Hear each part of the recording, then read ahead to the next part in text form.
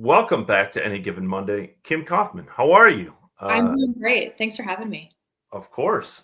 First of all, how's the health, Kim? Let's just kind of start there. Health is great so far. Everyone loves to say like, "Oh, are you good?" And I'm like, I know what they mean. Yes, I'm good, but as we talked briefly before the show, you're never good. Yeah. I actually had like a scan last week, and I'm waiting for that result, but we hope that it's good. My last scan was good. My blood work has been good. So yeah, we're kind of getting into this new normal of I go about every 3 months. I get a shot, which I'll do for years. Test your blood work in several different ways, and just constantly monitor it. But for the most part, yes, I'm back to normal life, back to I feel great. I feel 100% really, and hopefully most of it's just behind me. Kim, is there any way to get used to this wait for a scan? I know it becomes part of your normal as you go through this, but I assume it's like some sleep, like some sort of Yeah, anxiety, yeah, obviously. we call it kind of scan anxiety. So All right. Yeah. the anxiety. And I didn't really at first, but I would say like I like actually checked this morning to see if it was up on my portal and it wasn't. And that kind of minute before, I'm like, should I wait? Should I wait till after the podcast? Like Yeah. when do if it was not great news, because you can honestly see it on your portal sometimes before your doctor would call you. Yeah. So Right. I make that choice to look because I'm curious. Some people won't look because they don't want to ruin their day. And if you do get bad news, I've gone through this like you have so many questions you want them answered immediately. So Yeah. yeah, there is. And I don't think you really get used to it. No, Yeah. Yeah. because you do learn as you go through cancer that it's an evolving diagnosis. Mhm. You can think you're good, and then one scan, one blood test, they're going, "Hey, we need you to come back," and you're going, "Okay, this isn't good." Yeah. So yeah, you just try to manage it. You try to say, "Hey, like each day's a new day, and go live life." But I'd be lying if I was saying it wasn't at times in the back of my head. Yeah. Let's go back to when this all started. You're on the Epson tour. You've been on there for a couple of years. You've been on the LPGA for many years. Uh, you're in contention to get one of your cards and then kind of take it from there, Kim. You're an athlete. You're in like peak physical condition. What started it and how did it get to, cancer? Yeah. Yes, I was having, as you said, I played LPGA for many years, but I played ups in the last like four. I had struggled, but last year I was finally seeing myself return a little bit to my old form. I was right in the running, and the week before our tour championship, we had an off week, and that's when I just had my yearly doctor's appointment scheduled. Nothing big. I do blood. She says, "How you doing?"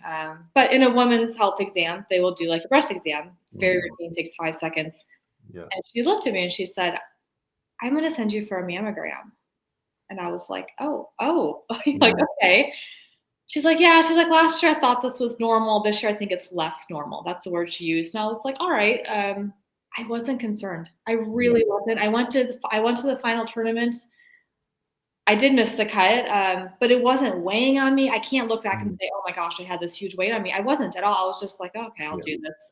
So came back into a championship, and it was that following Wednesday I went in, and essentially you'll do a mammogram and they'll put you in a room, and if they need or they want to see more, they'll take you back for an ultrasound. Mhm. And they did that, and I'm like, oh, okay. But when the little like ultrasound tech girl said, I'm gonna get the radiologist, I thought, Yeah. if that's probably not the radiologist doesn't see everyone that Right. comes through here. I know that. Right. And I was laying on that table, and I do not know what he said. Like that part is like blank, but I remember Mhm. lying there going, "Oh, I have breast cancer."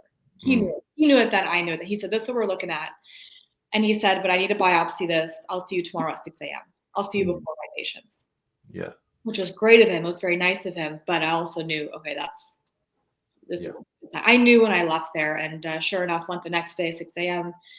Did the biopsy, and they called me on Saturday morning, Mm. which was also the girl that called me said, "I'm going to be gone next week. I thought you'd like to know," which I did, but I said I was just going to walk out the door, and I'm like, this isn't good. You just know, Yeah. like, no one calls me on a Saturday morning to tell you everything's good.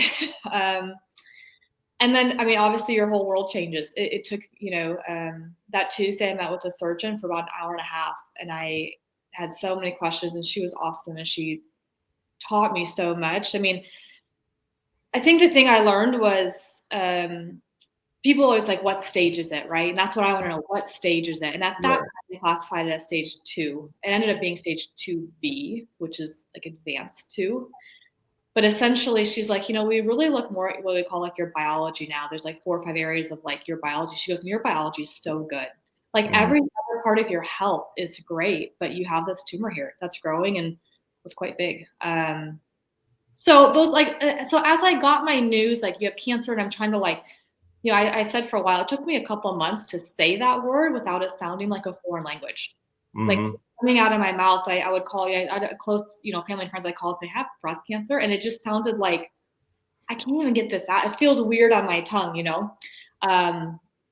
but the more I learned, at times I had a lot of good news with it. So I always felt pretty positive.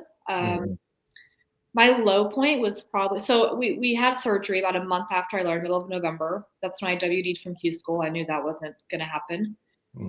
And my low point was probably when I went in for my post-op.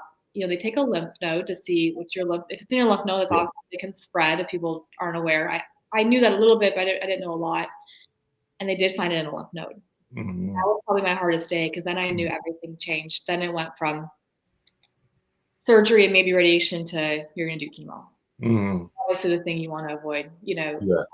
I tell people, cancer, at some point cancer will make you sick, but cancer didn't make you would have had no clue. Like nobody knew. I was talking to Shady for a bit and practicing, and my head was not there. I was just like hitting balls mindlessly to do something, but it's the chemo that's what hits you. So we started chemo January 15th, which it was probably mid-April when I was like feeling better, and then I did 7 weeks of radiation, which radiation is kind of a breeze. You don't feel sick. I didn't get tired. I think men get tired when they do radiation because they do something with prostate cancer, but you just go every single day, just the monotony of every day I was out there at 4 p.m. And at first it's okay, but eventually I'm like, oh, I just want the weekend would come. I'd be like, ooh, the weekend. Even though it was just like this short little thing, you just felt like, so. And we finished that June 2nd. And that was my 7 months of treatment. And we are, 3 months post-treatment and, doing great. I recovered well. I handled it well. I was half the age of anyone in there. And I know there are young people that get cancer, of course. I mean, but when you're going there, I didn't see one. There should be a little group for us that are under 40 that we get to learn that on, because everyone in there was twice my age. But I saw how much harder it was for that. Hang on, something came up on my computer. You're right, Kim? Yeah, I'm here. It's just a little Adobe thing. Yeah. So to that point, like, is that depressing is not the right word. Is that, or is there a middle ground of like, hey, everyone else is a lot older than me. There's got to be some like, woe is me. Like, whoa, dude, like these people, this is who gets cancer, right? Like that's what we all think is like the people that get cancer. Yeah, like, oh, it's fine. Like, you'll get it when you're older, and that's when you're kind of supposed to. Or right. Yeah, there was a little bit of that, but then the flip side though was that I saw, man, but I'm pretty lucky because I'm handling this chemo better, and I recovered way faster. So part of me, I was kind of the superstar of the cancer world. Like, look at me. So I'm a very glass half full, pretty positive person. So it took a lot for me to get down. So, I had some days, like I said, there were some days I had to grapple with when they found an lymph node. When they found an lymph node, and then before I did my CT scan, like, you're starting to go like, is it everywhere? Is this really going to go downhill? And I did my CT scan right before chemo, and there was essentially 3 spots. They said, this is what's hard with cancer. You want like definite answers. And they go, there's 3 spots we see, like one in your liver, one in your spine, one somewhere else. We don't know what they are. We need to watch them. And I'm like, okay, so I'm supposed to live. And I had to live with that. Sure. And I was done with chemo. Then we did a PET scan, and then you can really see. And the two were deemed just like maybe like a cyst or fine. One was gone in my spine, and my oncologist said, Kim, that was probably cancer on your spine, but the chemo took care of it.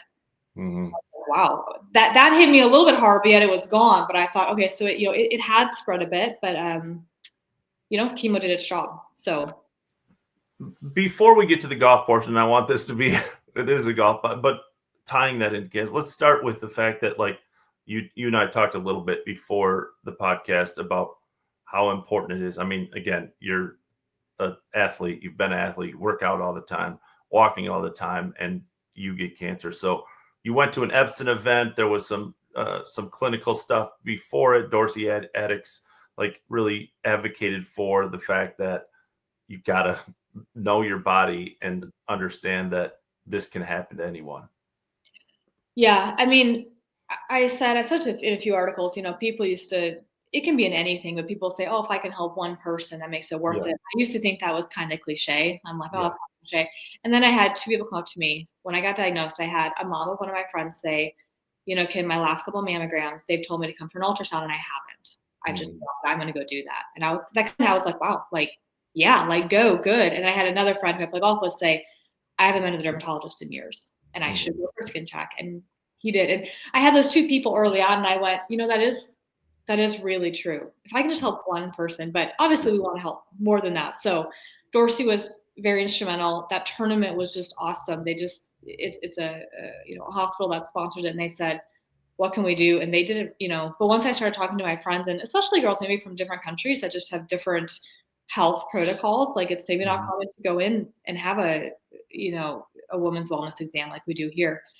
But it terrified me because especially when we were young, like when I got cancer, I called my aunt because she had had the same cancer. And she told me, she's like, Kim, when you called me, I was terrified you were going to say it's like stage 4. Because in Mhm. young people, it often is because they didn't go for 4 or 5 years. Sure, sure. Yeah, yeah. I never thought about it that way. Like, oh, we're young, Mhm. and I even had a conversation with a friend on tour, and she's like, "Well, I haven't been, but like, I'll go next year." But and she almost was like, "I'm fine." I'm like, "No, you're not listening to me. You're the exact Right, person right. who needs to go. Like, don't, for instance, like, I had a little like, I could feel the lump, but I didn't know, and I waited. I waited Mhm. till my regular appointment. Like, honestly, I should have been in there 4 or 5 months earlier. I Yeah. probably could have avoided chemo. I really could have. Mhm. So Mhm. my biggest message is just always like, you have to go. The doctor's not going to call you and tell you to come in. They're really Yeah. not. If you cancel your yearly appointment, they're not going to probably follow up and say, "Hey, we got to see you." And, Mhm. and even if something's wrong, sometimes you got to push it a bit.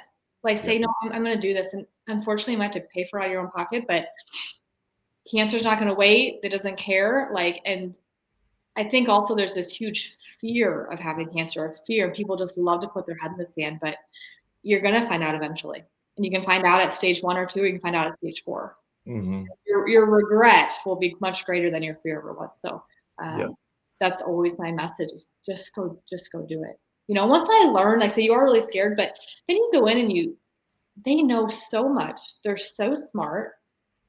Knowledge is power, right? Knowledge is calming. And the more I learned, I'm like, this is going to be fine. Like, we got this. But I think we if you haven't had someone who's had it, we know nothing about cancer, which is kind of crazy because 1 in 2 people get it now.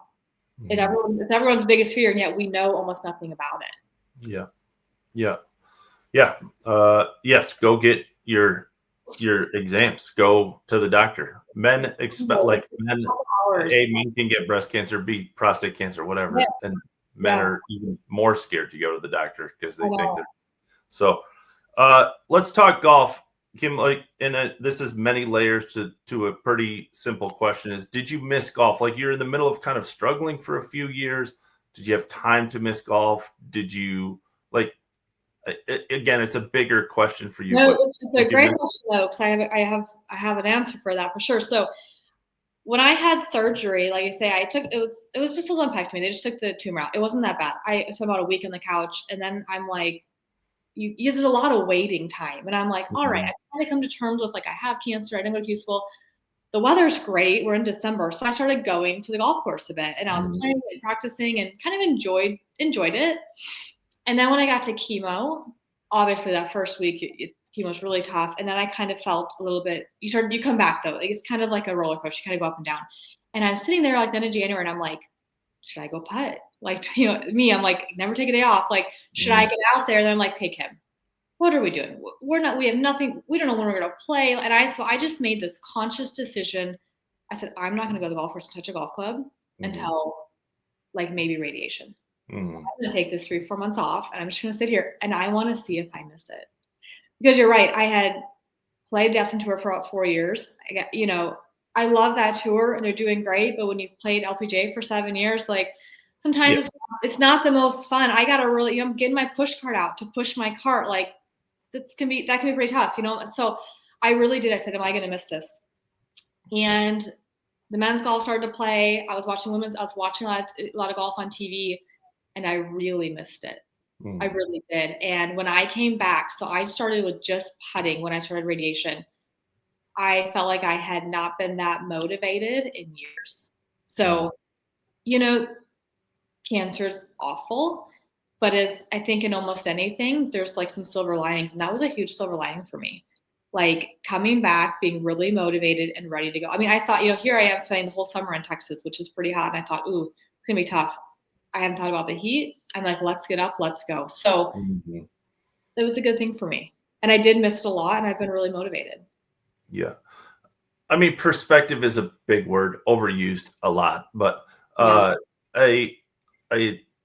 mean, what was like the first WAPT event like? Kim, is there reflection, or is there just like you were an athlete your whole life, and so you're like prepare for a tournament? I'm sure there's some like, oh, I know what I'm doing here, but like, is there any like, wow, I'm like happy to be back? Or I told my husband. So I drove up to Muskogee, Oklahoma, and it was like so hot and so humid. I'm not hitting it great, but I had never been so excited to tee it up in this little W. I told my husband, I'm like, I shouldn't be this excited, but I guess that's a good thing. So 100%, I was so happy. And my swing wasn't great. I kind of was like I'm sure these girls were like, this girl's terrible. Like she's not ready. How did she get on the LPGA? Yeah, they're all like, I'm so ready for the LPGA. Yeah. I was thinking about quitting, but I can beat her by 4. I've given these girls a really false example. Yeah, right. But yeah, no, it is because your perspective 100% changes. But I will say it's funny, like it didn't bother me how bad I hit it. It didn't bother me, but I promise you, 3 months later now, it bothers me. Like your perspective really goes back though as well. And I got to remind myself, like, Kim, 3 months ago you were doing your last radiation. Like we need to still be thankful, even if we're not hitting it, great every day. So yeah, I mean, I think once again, another silver lining. I think it's good for you a few times in your life to have something that really changes your perspective or keeps your perspective in check. This obviously did that for me. So I loved it. I was so happy to play these 3 WAPT events. Honestly, they were great. They were great test events. And I shouldn't have been that excited to be playing in Muskogee. I mean, Kim, my business partner, Mark Baldwin, said this. Obviously, he didn't go through what you through, but like I was talking about playing golf for a living, and that's a great thing to do. And he's like, yes, but when I'm 2 over through 3 and I'm under a tree on 5, I'm not thinking, wow, this is great. So do you, I don't know if this is the right terminology, but do you look forward to not having perspective and just like putting yourself back in like, hey, if you want to get back to the LPGA again, you can't think like, oh, everything's great out here. You gotta be like, I'm just happy to be here. Like, no, you gotta grind your ass off. You're so right. And I talk about that with the mental coach sometimes. I can almost be too grateful and too, oh yeah, happy to be here. So you're right. Yeah, that does need to go back a little bit, and it definitely has for me come back relatively quickly. So, but I think in some moments when you're out there, and because sometimes that you say you're 2 over, you're under a tree, you're pissed. Let's not let it though derail. You know what I mean? It does. I always have liked to think of like bigger picture things, like okay, I might think this is the worst thing ever, but thankfully I'm not. I don't know, in Ukraine fighting the war. I think of like a bigger whatever. I'm not. And I think cancer will be that thing for me for a while. Kim, you aren't laying on your couch, after your chemo. So what's the plan, Kim? Q school? What's from here? So I'll actually play the Epson event next week. They gave me an invite, which is nice. So I'll play in El Dorado. I just wanted things to play in, and I just kind of ran out of time. They're in their points, their last 3, offer career points, so I couldn't sign up for those. And then I'll go to second stage, middle of October, hopefully final stage, and then just I guess wait for next year. So yeah, the timing of it was a little bit hard. I would have loved to have come back and now played a bit more, but it's just how it works. But regardless, people have asked us a lot, like, what's your status? I obviously have a medical and Epson, so I can play. I will start Epson next year, category A, just as I left it, but hopefully could get an LPGA card still. Is the desire still there, Kim? I mean, the fact of the matter is like, even if you didn't go through this, the LPGA is a young woman's game, and Yeah. you've been out there a long time. Is the desire still there, or like, what if you could, if 10 was what you felt in the middle of your career, what is it now? I would have said 2 years ago, I would have said maybe not. Like this Hmm. is failure and upset. But now I say 100%. And I try to remind you're 100% right. The ladies, when I started, I was a rookie when I was 21, and there was like girls that were in their 30s. It was kind of like, Hmm. ooh, like these dinosaurs out here. Look, they've made it to 32. But women have changed. Like Angela Stanford winning the Evian in her 40s. Like Yeah. Elena Sharp played. There's some women pushing that, and I tell myself often, like, I have got to stop thinking that I'm like out of time. Like I Yeah. just turned 34 in August. Like I think we've just like set that ceiling for some reason, Yeah. Yeah. and Yeah. but women are trying to push it. And I hope I'm one of those women that pushes it. So right now, I like I say, I try not to think. I'll often think of the guys and go, so and so is like 32-year-old rookie, and no one has a problem with that. That seems fine on the men's side. Why do Hmm. we like set this Yeah. limit of like? But obviously, it's different. Women often have kids, and they they play earlier, they stop way earlier, which is great. That's fine. But for some of us that maybe don't want to do that, like I personally have decided, like I'm not going to sit here and think about my age as if I'm done because Yeah. I'm 24. Right. So yeah, it is there. It's very there, especially now, especially after cancer. Like I said, I was so motivated and just so ready to come back. So hopefully I'll play, the last half of my 30s on the LPGA. Let's switch gears and talk just women's golf in general. You and I interact on Twitter often. You're open and honest.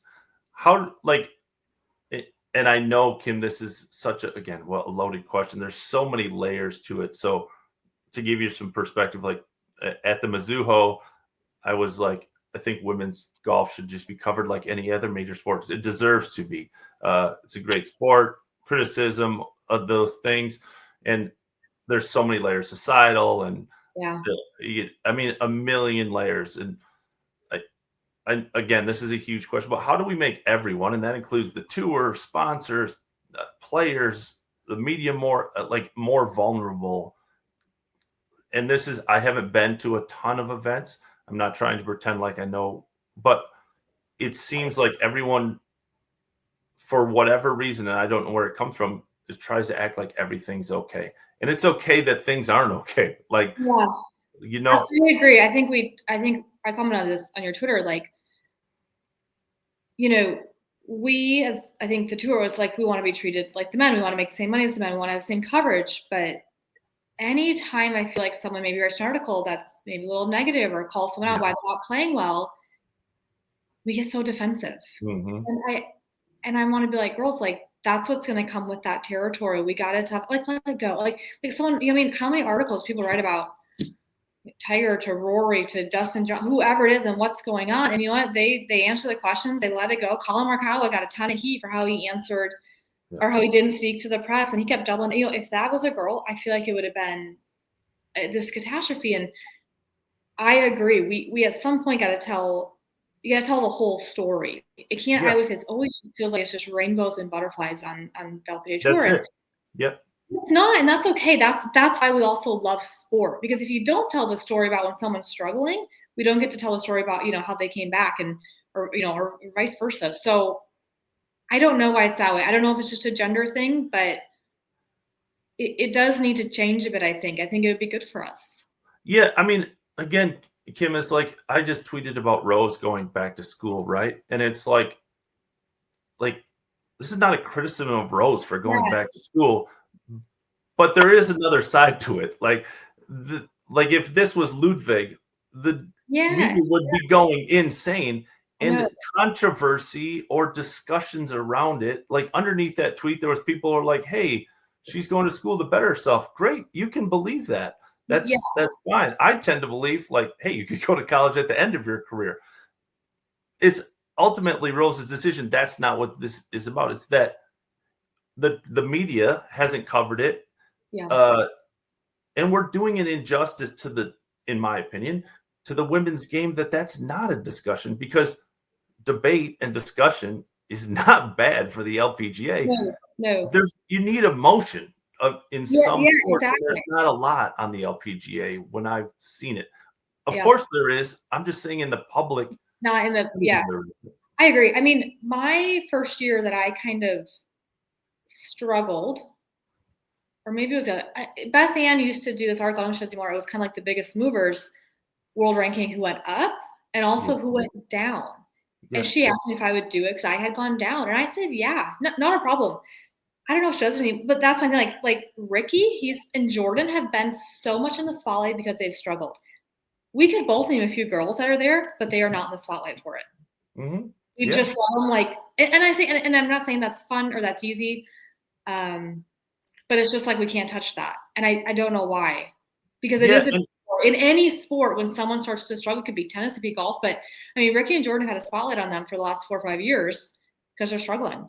Yeah. Like Hovland's kind of been struggling, and it becomes a spotlight. What's he doing? What what's the coaching change? Like, why are we doing this? But yet for girls, it's like we don't talk about that, and at the end of the day, then the story becomes a little bit boring. Yeah, I mean, again, unfairly in society, I think that the top players or players in general on the LPGA have to have a bigger responsibility. Why that is unfair, but like they have a bigger responsibility to come talk to the media and promote the product. And I think it's less, and part of that, this is not just on the players. I had, as part of this 2-hour conversation I had at the Mizuho range, is like, there's not a lot of vulnerability, so the media doesn't show up. Well, isn't there not a lot of media or not a lot of vulnerability because the media isn't there all the time to gain the trust of players? It's like you're in this vicious circle of, how do you change get it? Yeah, I just it's an easy answer. It's not an easy to implement. It's like, how do I get Lexi or Nelly or the girl who's 100th on the money list and fighting for a card? How do I get her to tell me it sucks? Like that's it. I know. I mean, I'll tell you. I'll tell you. Like that was me. Like coming down to Epson tour and like opening my push card up for the first time. I'm like, this sucks. Yeah, right.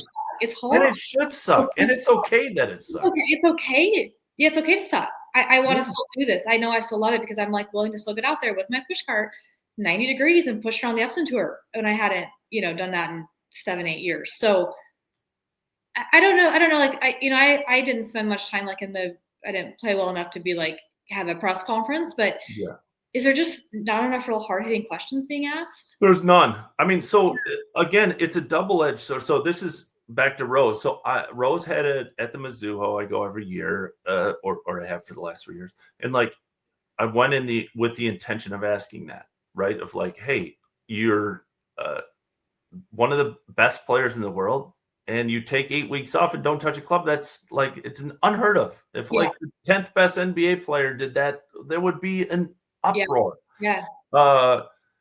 So I go in there, and again, Kim, it's not. This is not just solely on the players because there's not media in there. So the what the LPGA deems a press conference is LPGA media members asking questions, and they're all layups, right? Like, oh, we got the juniors here, and isn't it great to play with juniors and tell us about her? And it's like, it's a PR stunt, right? And so then I'm in there like, well, I'm not going to be the asshole. You're going to look like this grizzly in there comes in. Yeah, the culture is like, you don't like. The first one I ever attended was the ANWA, or not the team event. What is it called? Crown. Yeah, the National Crown. Yeah, International Crown.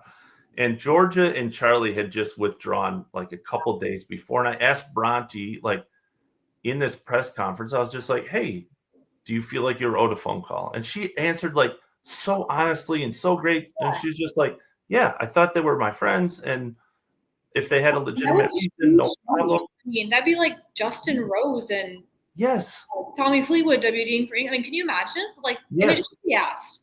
And she probably appreciated it because that's like, I hate doing an interview too, where I hate if it's just a bunch of layup questions. Yeah, right. Like, oh, yeah, how do you feel? I feel great. Like, yeah, everything's good. I mean, I don't know. Yeah, I don't know how to change it. So yeah, again, I posted that, and the LPGA was like, "Oh, it's great. It's a great answer. 98% of people are gonna agree with her. Like, it's Yeah, a yeah. like Do you think totally normal human emotion." sometimes it's a little bit like, the LPGA meets there every week, and I wouldn't say it's like, oh, we're like friends going to dinner, but we're kind of so it's almost becomes there's not enough separation there to stand there and ask the hard question. Yeah, You know what I I mean? Like I just more need the guy from Golf Week who I don't really know. And yeah, also they love the tour so much and they so badly, but they're kind of like say you realize like these soft questions though isn't getting the attention that it's not really helping the tour like yeah, we think it is. yeah. I mean, Beth is a great example. Beth Ann. So like I tried to work on this article. Like I've worked on this article forever. Like, how do we create? There is no real answer. The article could be 10,000 words because Yeah. again, there's so many layers. But like a few players that I talked to, like I can't get someone. I can tell if I can go to any PGA Tour guy and he can tell me something off the record, and he would be like, and part of that is again, you hope you've gained trust, but Yeah. it's very hard to even get women to tell me off the record, like, hey, this is what I would change or whatever. But I got a few to be like, well, Beth Ann's always fishing for stuff. And I'm like, Beth Ann is the most positive journalist I've ever seen. Like, she's an advocate for the tour more than anyone. Like, and so again, that's a very real thought of some players. And I don't know how to change that because It like is a very Beth real Ann probably writes 10 to 1 positive yeah. like articles. I know. I know. I feel like we almost need this like reset where we say, okay, Yeah. listen, like, maybe I'd be curious what Craig's thoughts are on that. We obviously have a new commissioner. The Yeah. vibe feels very different. I've not met him, but the vibe feels really different around it. I know he has first player meeting. I asked some of the girls in my club, and they said, yeah, they said it was great. Mhm. I'd be curious his thoughts on that. Yeah. I mean, I if I ever get to that, I want to be very careful because again, the point of the Yeah, article or this totally conversation understand is the point. women. Some people don't. We immediately have like the gloves up around the defensive. Yeah.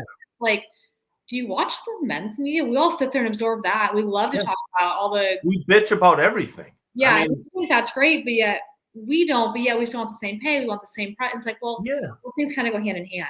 And again, like the product is that's why it's so frustrating as a fan is like the product is good enough. Like Yeah, the women's game deserves the yeah, coverage of any other major sport. yeah. But No, I agree. I it's agree. just like anyway, I always appreciate your interaction and I mean it's great to see you healthy and back. I assume there's part of it is like just so happy to be back to somewhat normal, even Just though normal life. yeah, I couldn't believe like I also had a revelation. The times we plan tours, like my 12th year. It's a lot on the road. Obviously, you miss a lot of things. There's a lot of holidays. Sometimes you're just like so busy. You come home for a week. yeah, You're also super busy. All these things you do. But I sat there on the couch in about my fourth week and said, I will never complain about being busy again. yeah, yeah. This sitting on the couch and not doing anything and feeling like you know anything is way worse. So yes, I'm just happy, just normal life, just the little things. So yeah, we were very grateful. Yeah, and like I've talked to a lot of players about this, Kim, is like I your whole world kind of works because like as you were traveling. So I assume there's some like play. Tom Whitney is a player who said like my family dynamic works without me here, and so it's my job to come assimilate into a already Yeah, working culture. So like you and your husband's relationship has been like, oh, now Kim's home all the time. There's a yeah, yeah. in that, There's right? right. You kind of have two routines and rhythms. It's a Yeah, rhythm when I'm home, but we also have a very good rhythm when I'm away. And yes, all of a sudden we spent like 9 straight months together. yeah, right. We're like, okay, someone's got to go somewhere. Yeah, yeah, It was yeah, good, but it is different. That's a very good analogy. yeah. Well, Kim, it's awesome. I mean, here's to an LPGA card. If you don't like get some exemptions from this, Yeah, come on, I, like I what are we doing here? I did try. I've been unsuccessful so far, but What? a couple of them I applied for a little bit late, and I was afraid of that. But Yeah. I'm 0 for 4. I mean, if we're not doing this next year, if we don't get some exemptions next year, I we've hope so. lost the plot on it. I would love I really just wanted just to play, just to have some events. Right. But thankfully, I mean, yes, I have one from Arkansas. Jody gave me one from the Epson Tour, which was awesome, and he didn't think twice about it. So I shouldn't say I'm 0 for 4. I'm 0 for 4 on the LPGA, but he said, "Which one do you want?" And I said, "I want Arkansas," which was I'm very thankful for. So Awesome. they've been great to me. The Epson Tour has been amazing. Yeah, Jody's been. I mean, I'll Yeah, say I've said it publicly on the tweets, but Jody has been yeah, unreal. The they guy's take been. great care of me, and like I say, everything up in Connecticut with the girls and me being able to play this event. So no, they've been awesome.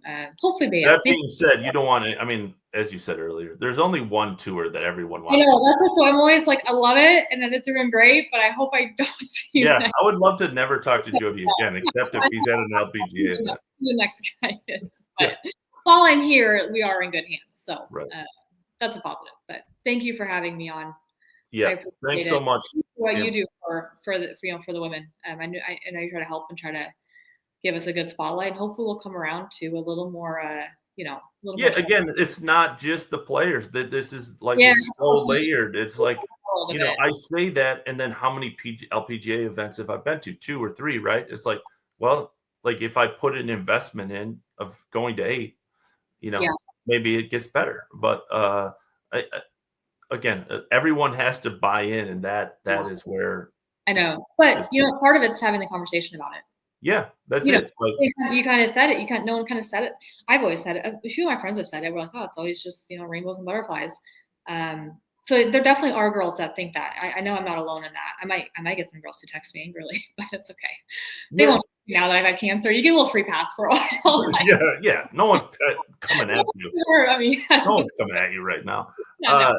Yeah, I mean that. The conversation in general, making people aware of it is honestly probably the first step. So Yeah, I'm like scared is not the right word. I'm apprehensive of putting this article out, but then no, I'm like, no, this starts the conversation. This is why you got to write it. Like, it's not going to be perfect, and maybe it's wrong in some aspects, yeah. but like, it starts a That's hard. conversation of like, Say that's the hard part. It's even me. Like I so rarely will comment on something on Twitter. I did on that because I felt strong yeah, about it because you're just like yeah, dealing with the back. You're like, is this worth it? Like for you, yeah, but for you as a journalist who is your job, you probably are like, yeah, I got to do this. But I think girls especially are just like, it's not worth it.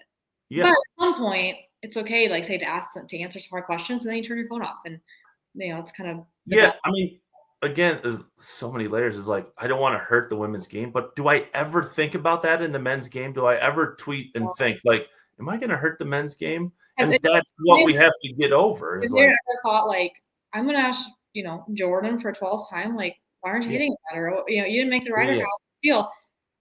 No one's worried about his feelings, No one. right? No one's ever like, No. oh, poor Jordan. You don't really get that. But Yeah. you for girl. It's just a little bit of a, I don't know. I don't know. I don't know. Yeah, You I didn't was at as much either. I feel. yeah, again, I am part of the problem. Like there was a player at the Mizuho. I was on the Golf Channel, and long story short, I went from covering certain players to covering different because of the a switch in TV. And I sent a message to a player, and she's like, "Yeah, I don't do media during the week." And I'm like, "What?"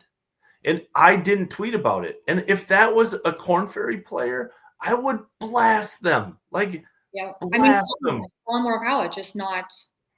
After not answering after he lost was Arnold Palmer, and that became a Yeah. story for weeks and weeks and weeks. And they asked him about it, and they say we don't say anything. We don't call him out. Yeah. It's just like I'm part of the problem. Like, I'm like, oh, I don't want to hurt this like, dude, if I like on the men's side, I just criticize people if I think like if I We've been think they deserve it. And instead I'm like, oh, I can't do this. And I'm like, tough yeah. shit. Like, Well, no, but probably because you'd probably be the first one that would maybe do it a bit. yeah, it's just like it's anyway, I appreciate the conversation, Kim. It's great. Thank Thanks. you. They Best know of luck. anytime. Hopefully we'll be talking next year. Hopefully I'll see you at an LPGA event. Yeah. That Let's would do be it. great. Okay. Thank you.